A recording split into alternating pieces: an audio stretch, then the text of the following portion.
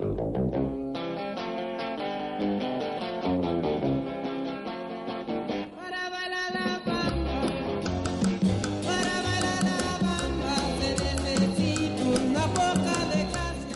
everybody, I'm Pilar Archila with Pure Gold, and we have very exciting show today. We're going to talk about cars, and not just any car. We're going to talk about Corvettes. And I have here Mr. Gary Cockrell. How are you today? I'm great. Thanks for having me here. Thanks for meeting with me.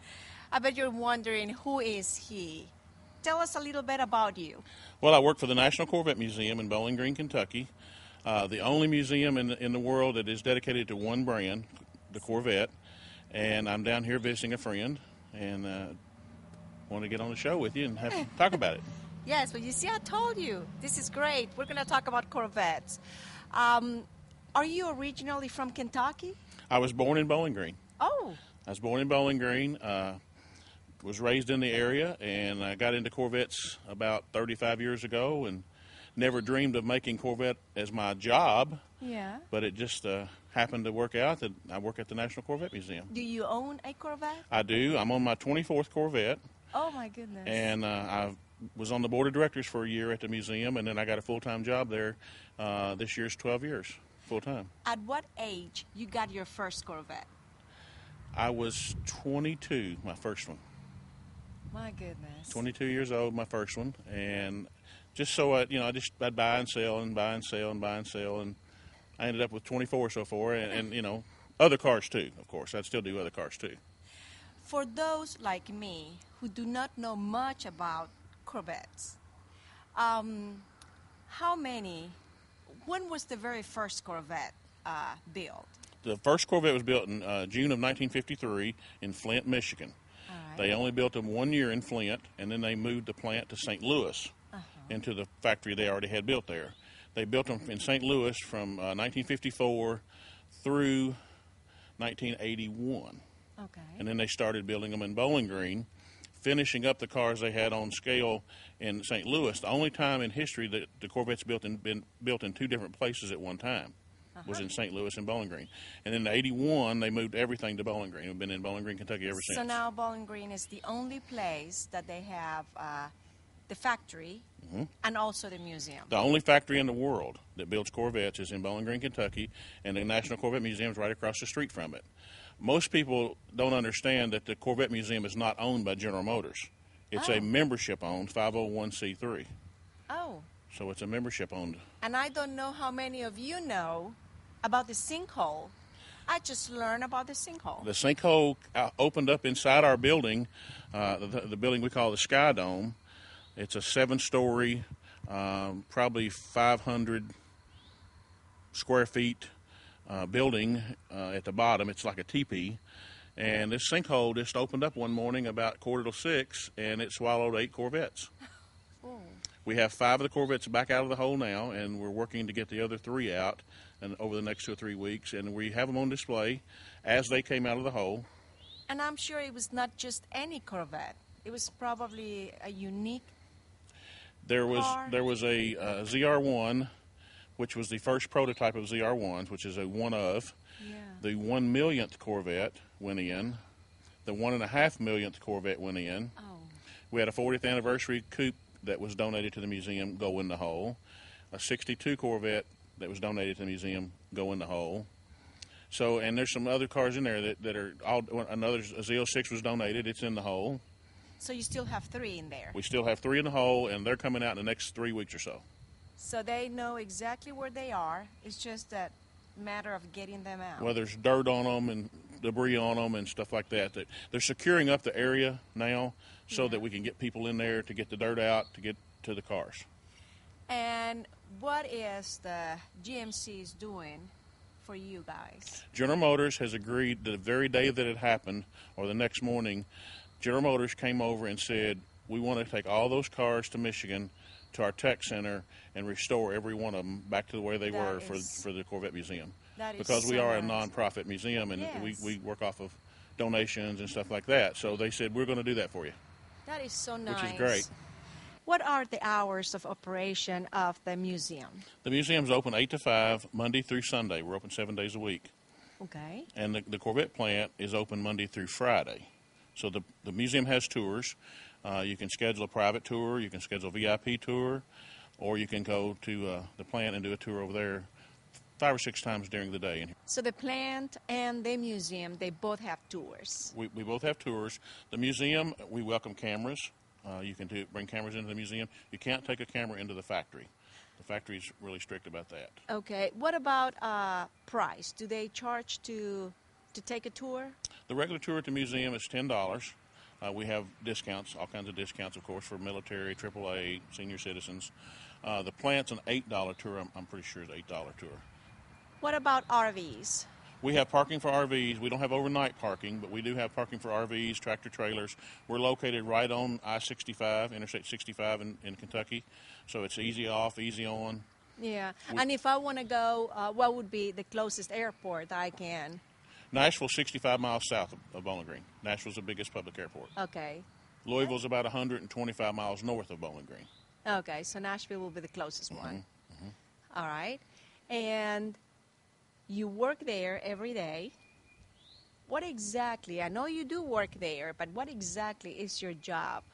I'm public relations and development manager now. Okay. I actually did we had a program at the museum. We still have the program for museum delivery. You can order a new Corvette anywhere in the United States and pick it up at the museum. Oh. I did that for 10 years, a little over 10 years, and just started doing the public relations and development this last year. Okay. And it's a really exciting program. You also said fundraising? I do fundraising. I go out and talk with a membership and people that. It's a non-profit organization, right. So. I offered, special. We have a new motorsports park we're building. I'm working on a $13 million campaign for that. Wow. Sending out for sponsorships and doing things for our motorsports park. We have a 3-mile motorsports park track. We're going to do autocrossing, and General Motors is going to also have their Corvette racing team there practicing. And also, I imagine that the Corvettes that you have at the museum are donations? Yeah, a lot of the cars that we have are donated to us. Most of the cars we have on display are on loan from membership. They bring them to us for 6 months to a year, and we have them on display there. And then we change out the cars because we like to say it's a living museum, so that if you visit one time, the next time you come, you're seeing different cars.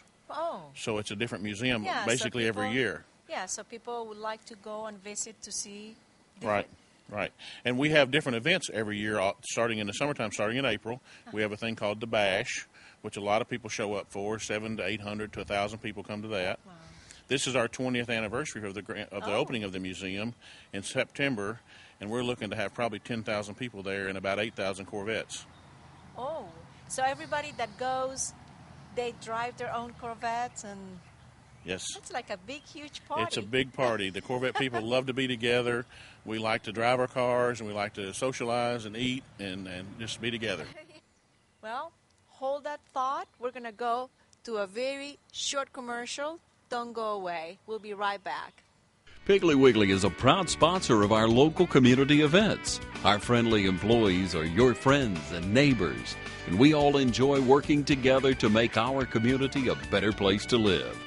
Count on Piggly Wiggly, a clean, safe, and enjoyable grocery to shop. And where we always provide excellent customer service with a smile. Piggly Wiggly, a proud sponsor of our local community. It's now official. Club 604 is open to the public. That's right. Dublin's most upscale restaurant, bar, and lounge is now open to the public. We all can experience the most unique place of dining and enjoyment around. The restaurant is open Wednesday through Saturday, 5 p.m. to 10 p.m., and happy hour is 4:30 to 6:30, Tuesday through Saturday. Trivia on Wednesday and live music every Friday. And make Club 604 your destination for your next conference, wedding, meeting, or party. Club 604 and so much more. And please join us March 15th for the second annual St. Patty's Ball, and March 22nd, Super Saturday, for our first annual flea market. Club 604, 604 Academy Avenue, Dublin. We're back here with Gary Cockrell from the Corvette Museum. And I have a question. If I have a big group, do you have any discounts for group? We do. We have different discounts, and we can actually schedule VIP tours for you, for your group individually, do private tours. We have the Corvette Cafe that can actually serve lunch to your group. We actually have a convention center. You can actually bring a big group in for a convention and stuff. All right. And also, I imagine hotels around the area. There's about 3,300 rooms in Bowling Green.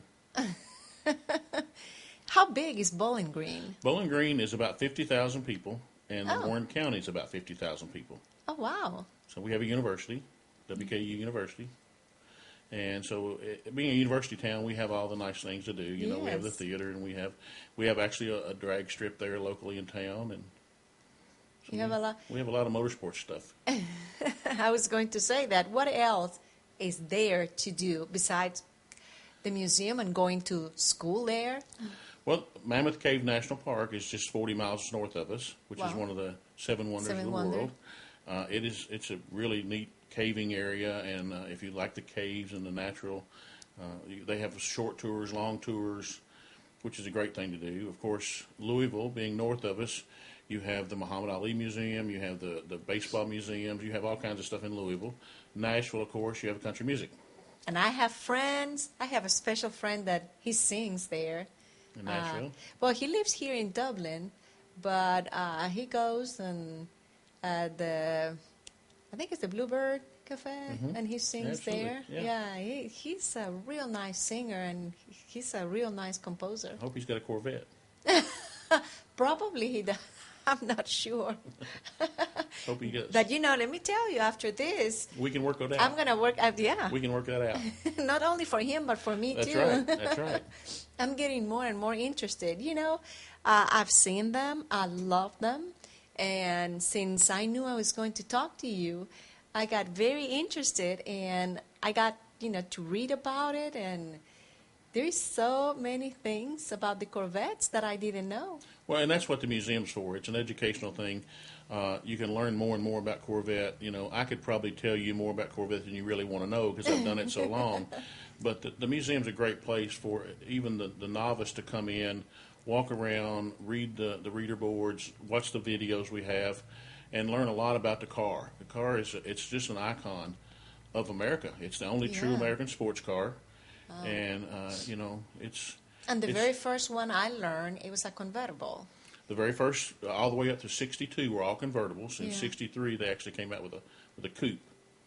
And they've had coupes or T-tops and convertibles basically since. Yeah, well, it's always... I love to learn things. Yes. and most, the thing about Corvette is all the other car companies are trying to catch it, so to speak. They've tried to make their own sports cars and done well with many of them, but anybody knows what a Corvette is. Yes. That's the thing about it. And it's just such a unique car and such unique people that we get to meet throughout working at the museum for sure. Yeah. We have a lot of celebrities come through. We meet a lot of people that they're still just people, but they love the Corvette. Yes. And so we get to talk I with can them. tell, Gary, you really enjoy your job. I don't really have a job.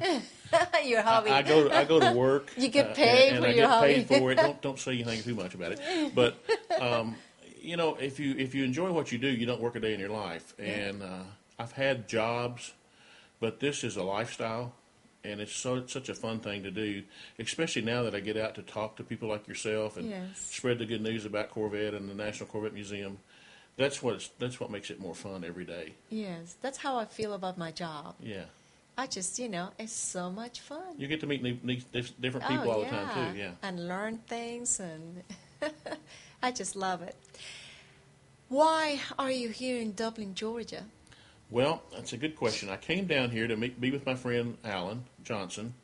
I met Alan and Sharon back in like 2004. They were going to renew their wedding vows, and they're Corvette people. And so they asked about coming to the museum and bringing the car up, and could they get the car inside and have it during their wedding vows. Oh, wow. So that was my department at the time. So we worked it out so they could be there and renew their wedding vows inside the museum, right where the sinkhole was. Oh.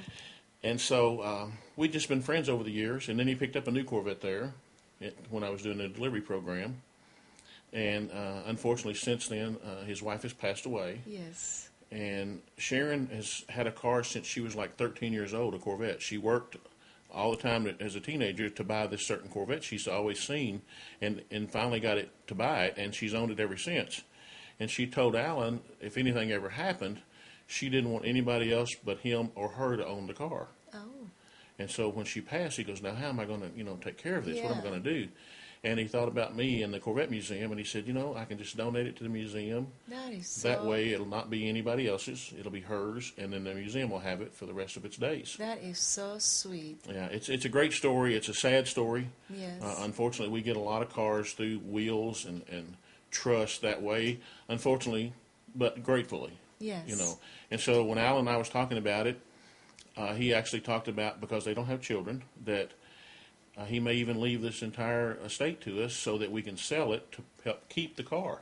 Right. Because it costs money to keep a car. Yeah. Even sitting still. You got to keep good gas in it and Right. take care of them. And so Alan's talked about doing a lot of that stuff like that because they don't have children to leave anything to, just to donate everything to the museum. Right. Wow. So he owns more than one Corvette? He has two. He has her car, and he has a car of his own. Uh-huh. And hopefully we'll see those here soon. But really nice cars. And he's been a Corvette guy for many, many years. He liked Corvettes for many years. Yeah. And has had several, more than I've had.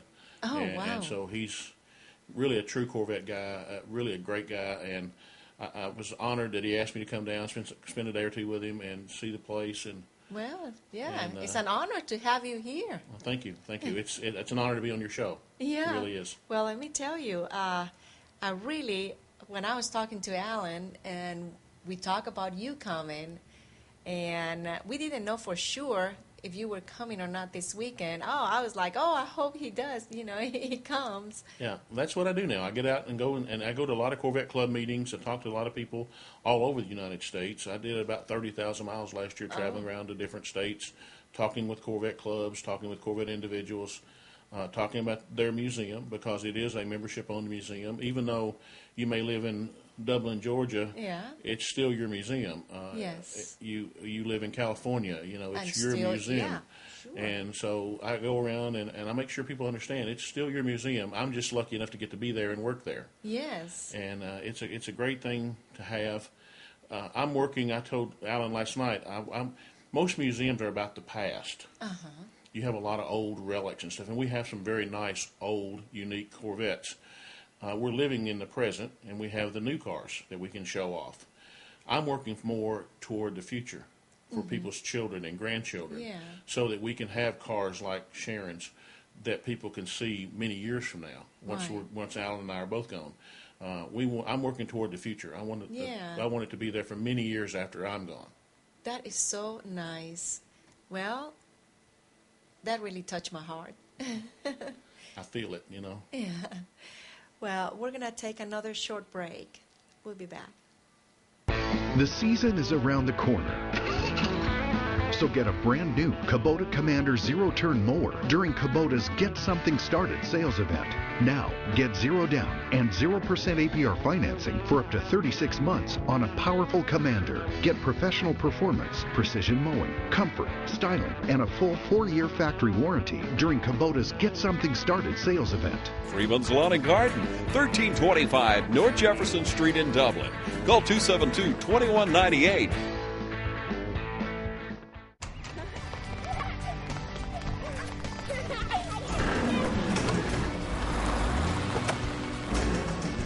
Hey, I'm Dale Knifong, your State Farm agent on Hillcrest. All of us here can provide you with whatever you need from an insurance standpoint: auto, health, life, homeowners insurance, and even financial services. Check us out at our new location on Hillcrest Parkway between Dublin High School and Kroger.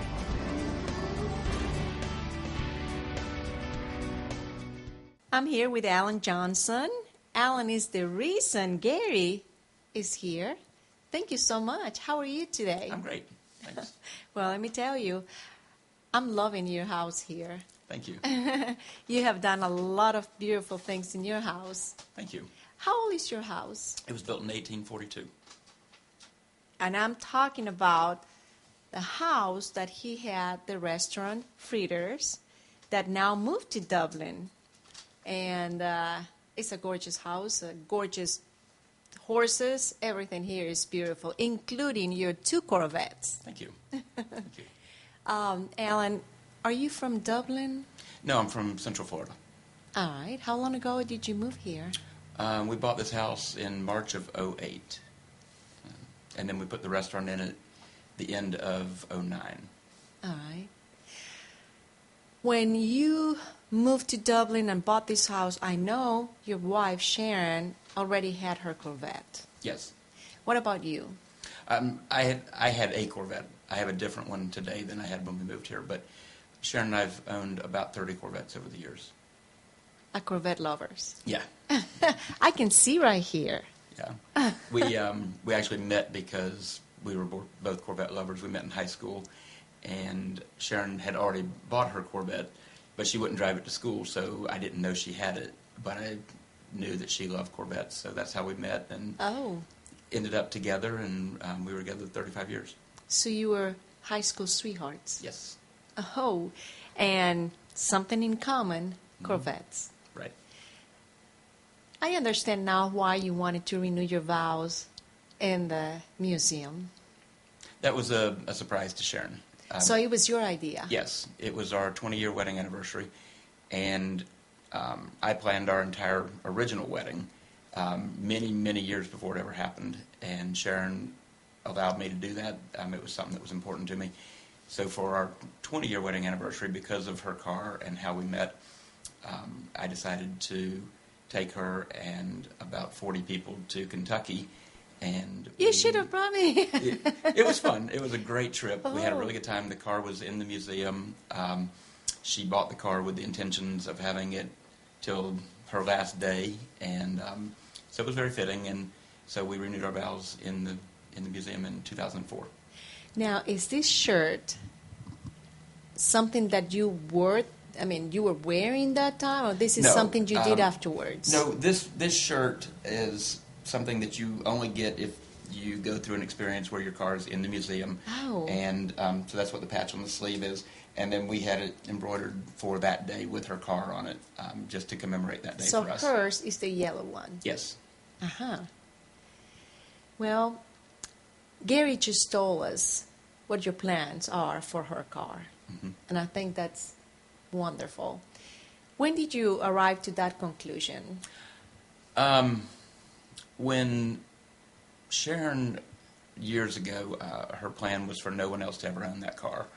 And I'm the only person that she's ever let drive it.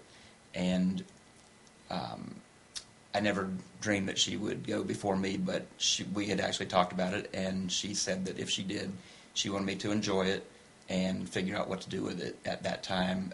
But she never really envisioned anyone else ever owning it. So I didn't know what to do with the car.